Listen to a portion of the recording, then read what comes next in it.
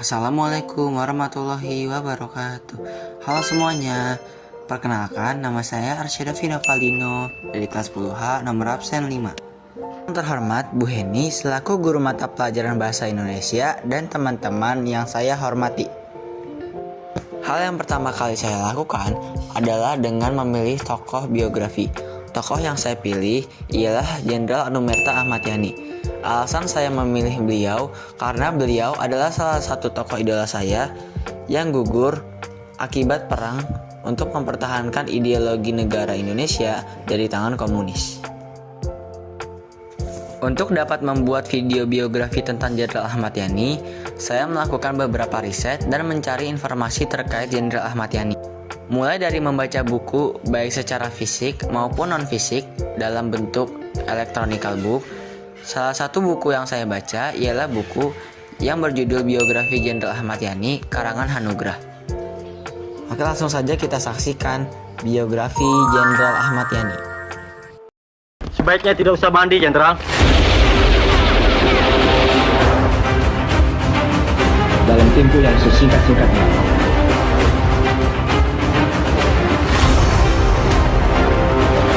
Ancam kalian! Tahu apa kalian? Jadi!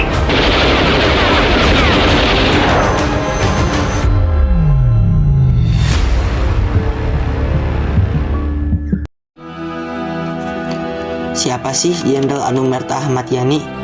Nah, Jenderal Anumerta Ahmad Yani adalah salah satu tokoh militer Indonesia yang dikenal atas kepemimpinan, keberanian, dan ketegasannya dalam menjaga kedaulatan negara. Ia adalah sosok yang tak hanya berperan penting dalam perjuangan kemerdekaan Indonesia, tetapi juga dalam menjaga stabilitas politik nasional di masa-masa yang sulit.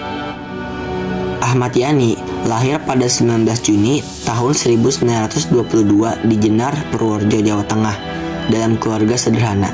Ayahnya, seorang pegawai pemerintahan kolonial Belanda, sering berpindah tugas yang menyebabkan keluarga mereka akhirnya pindah ke Batavia, yang sekarang menjadi Jakarta. Sejak kecil, Ahmad Yani dikenal sebagai anak yang cerdas dan disiplin.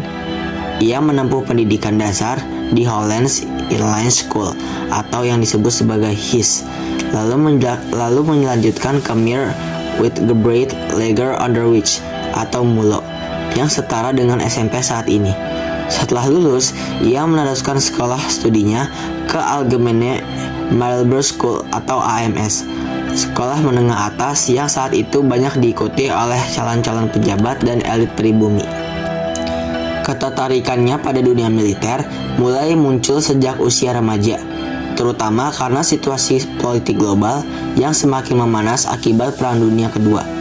Pada tahun 1940, ia memutuskan untuk masuk ke Dinas Topografi Militer di Malang dan Bandung. Di sini, ia belajar tentang pemetaan, strategi perang, dan berbagai aspek teknik militer lainnya. Pendidikan ini menjadi bakal penting dalam karir militernya di kemudian hari. Namun, pendidikannya di bidang topografi terganggu akibat kedatangan Jepang yang menduduki Indonesia pada tahun 1942. Sekolahnya ditutup oleh pemerintah kedudukan Jepang, memaksa Ahmad Yani untuk mencari jalur lain dalam dunia kemiliteran. Kesempatan itu datang ketika Jepang membentuk Tentara Pembela Tanah Air atau biasa disebut sebagai PETA.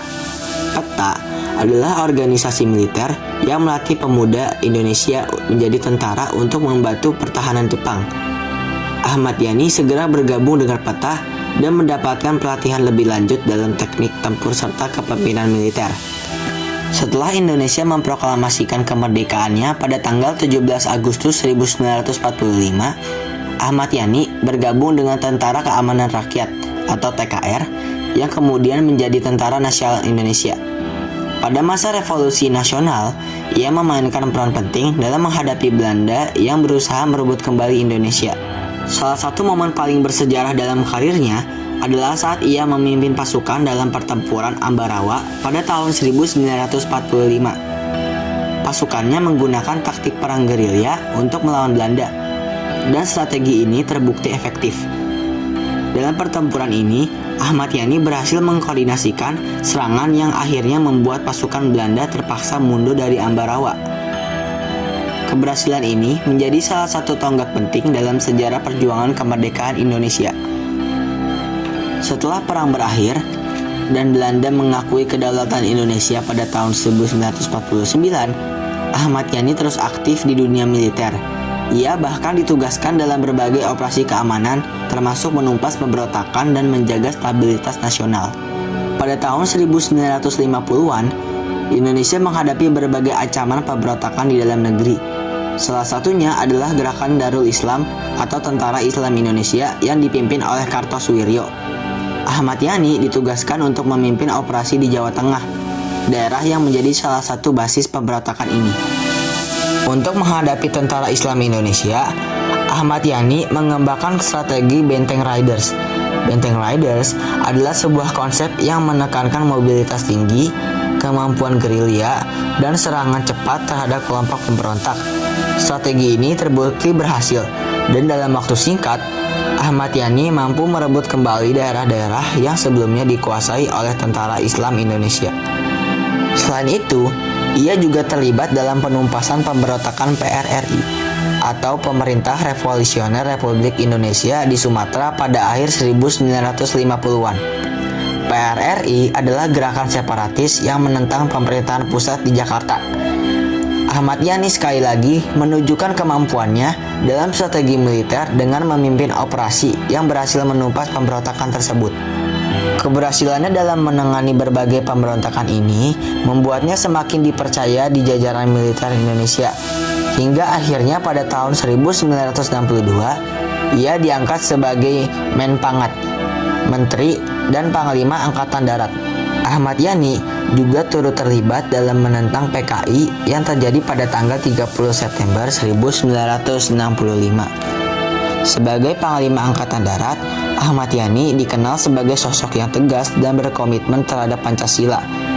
Ia menentang keras pengaruh Partai Komunis Indonesia atau PKI yang dipimpin oleh D.N. Aidit yang saat itu semakin kuat dalam politik nasional.